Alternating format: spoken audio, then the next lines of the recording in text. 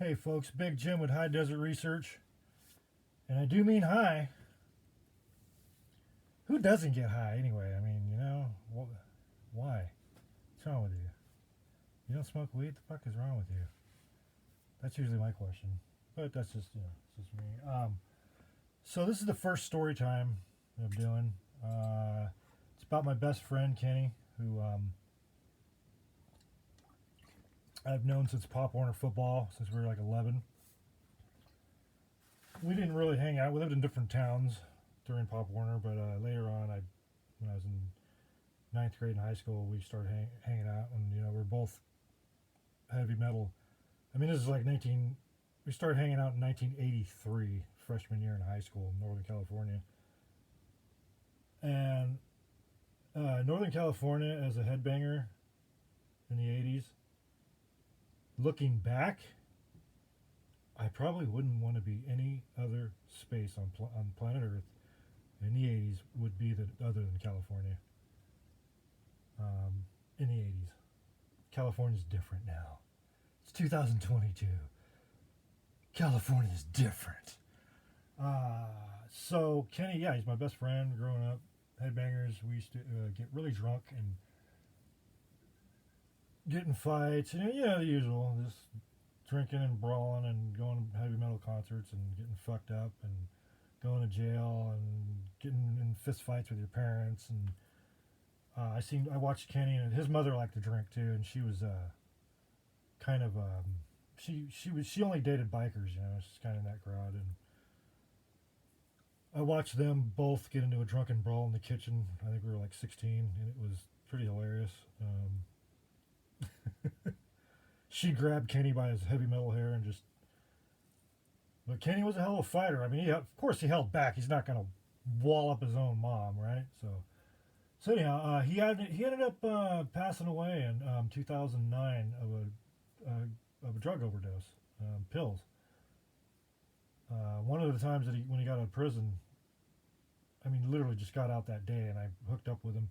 Just happened to be in the right town, right time. Said, "Whoa, yeah, dude." Kenny always had a way of tracking you down. You could be on Mars, and Kenny would find you. Um, and he stops. He meets me in this parking lot. He's got a backpack and a big cube case, hard case, carrying case. Check it out, man. He just got out of prison, and he opens up this. He puts this case down on the pavement in the parking lot, opens it up, and it was an entire fucking pharmacy, dude. I go, wow. And it was all it was his medication from that he fucking left. I don't know if he left the joint with that, or if he scored that once he got out. But because I think he got messed up pretty bad one of the times he's in there. He got his face smashed in by a skinhead, which was his celly with a television set, while he was sleeping. This guy was obviously didn't want to fight Kenny, so he waits till he goes to sleep and smashes his face in with a fucking little TV set that they had in their cell. But that's Kenny, That was a fucking legend. So story time. It was 1988, and Auburn, California, and I hadn't seen Kenny in like 3 days, because we ran together constantly, but we also had our other stuff going on, and some we weren't running together all the time, so I hadn't seen him in a couple days, and I call his house. This is before cell phones. I call his house and yeah, come on over. And of course we were teenage alcoholics. We were like 18 or 19 then, and I've been an alcoholic since the age of 15. So by the time I was 18, 3 years in, I was just a raging teenage alcoholic. Went from teenage alcoholic to raging teenage alcoholic, and half your battle, or half your mission, because nobody really has a car. I don't think I had a car at the time. I might have, and we crashed cars constantly. Pulled over by the Placer County Sheriff's Department every weekend. Every weekend they'd find an open container and they'd search the car, because open container is probable cause for a search. And because I speed, I still speed. I'm 53 years old and I still speed to this day. I can't just like Sammy Hagar. I can't drive 55. So I go over to Kenny's this one night, And I knock on the door, and hear his voice come in, yells come in from the couch. I come in and I look at him. He's just sitting on the couch smoking a cigarette, and he's got his glasses on. And Kenny was half blind when he's without his fucking glasses. He usually has his contacts in, but the glasses weren't it. What was it was his entire face. You know, people put that cream on their face. It was like that, but it was cooked, charred, barbecued. His face was fucking barbecued. And his right hand was wrapped up. It looked like a big giant Q-tip. It was just wrapped in bandages. And then he's just sitting there smoking a cigarette. And I started laughing. I couldn't stop laughing. Oh, and his hair, he already had kind of a mullet. He had a Vince Neil long blonde fucking heavy metal hair. But it was singed back like the Terminator. No eyebrows. Well, his face was no face. I called him Kenny Kruger for weeks. He looked just like Freddy Krueger, and I just started laughing. Because this was normal, really. But this, I haven't seen Kenny get cooked like that. He would steal cars every fucking weekend and crash them. He'll steal your car, my car. He stole my cars, crotch rockets.